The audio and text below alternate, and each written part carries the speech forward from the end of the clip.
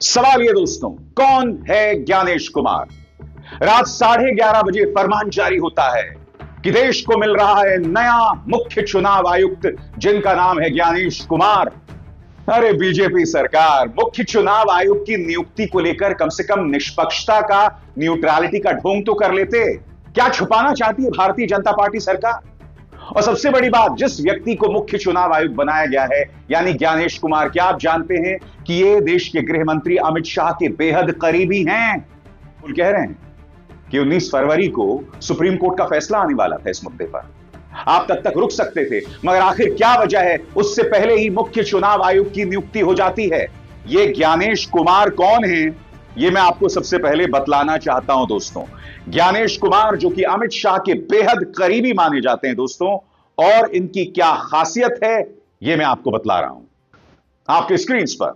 पहला, वो मई 2022 से अमित शाह के नेतृत्व वाले मंत्रालय में सचिव थे। ज्ञानेश कुमार ने गृह मंत्रालय में कुल 5 साल बिताए।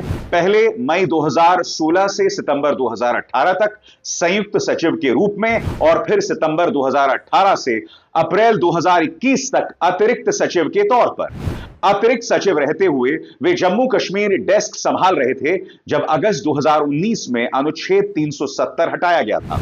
एक सरकारी अधिकारी के मुताबिक जब संसद में अनुच्छेद 370 खत्म करने वाला बिल पेश किया जाना था, तो वो अक्सर अमित शाह के साथ संसद जाया करते थे। तो बड़ा सवाल, जो व्यक्ति देश के गृह मंत्री से इतना करीबी था, क्या भारतीय जनता पार्टी को वही व्यक्ति मिला मुख्य चुनाव आयुक्त के पद पर? क्या आपको नौकरशाहों की पूरी बटालियन में एक भी मुख्य चुनाव आयुक्त नहीं मिला? आपको वही व्यक्ति मिला जो अमित शाह के इतने करीबी हैं। यह सवाल तो उठाया ही जाएगा ना। राहुल गांधी ने कड़ी आपत्ति दर्ज करते हुए इस पर अपनी राय जाहिर की है, और मैं आपको यह भी बतलाऊंगा कि किस तरह से चुनाव आयोग नतमस्तक हो गया है भारतीय जनता पार्टी के सामने पिछले कई सालों में। सबसे पहले दोस्तों, राहुल गांधी ने कड़े शब्दावली का इस्तेमाल करते हुए इस फैसले का किस तरह से विरोध किया है आपकी स्क्रीन पर।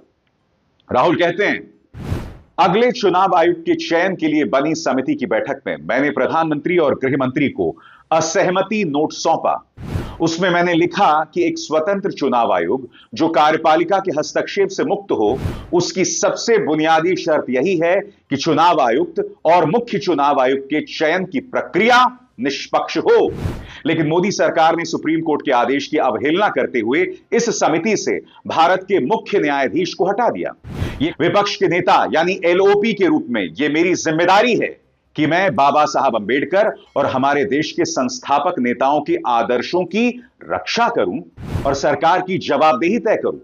ऐसे में जब इस समिति की संरचना और चयन प्रक्रिया खुद सुप्रीम कोर्ट में चुनौती दी गई हो और 48 घंटे के भीतर इस पर सुनवाई होनी हो, तब प्रधानमंत्री और गृह मंत्री का आधी रात का नया मुख्य चुनाव आयुक्त नियुक्त करने का फैसला न सिर्फ अनुचित है बल्कि असम्मानजनक भी है।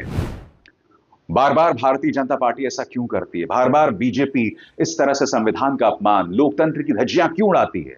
क्या वो 48 घंटे के लिए नहीं रुक सकते थे? क्या वो इंतजार नहीं कर सकते थे? इस मुद्दे पर सुप्रीम कोर्ट की सुनवाई हो रही है, और सबसे बड़ी बात, भाजपा इस सवाल का जवाब देना। सुप्रीम कोर्ट का फैसला आ चुका था जिसमें उन्होंने क्या कहा था कि चुनाव आयुक्तों की नियुक्ति 3 लोग करेंगे, प्रधानमंत्री, नेता विपक्ष और chief justice of supreme court. आपने इससे पलट दिया, क्यों?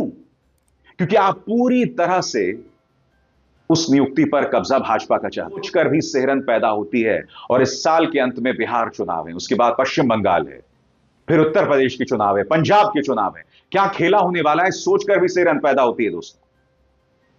जवाबदेह तो बनना पड़ेगा। चुनावी प्रक्रिया में पारदर्शिता लानी पड़ेगी, उसके अलावा कोई विकल्प नहीं है।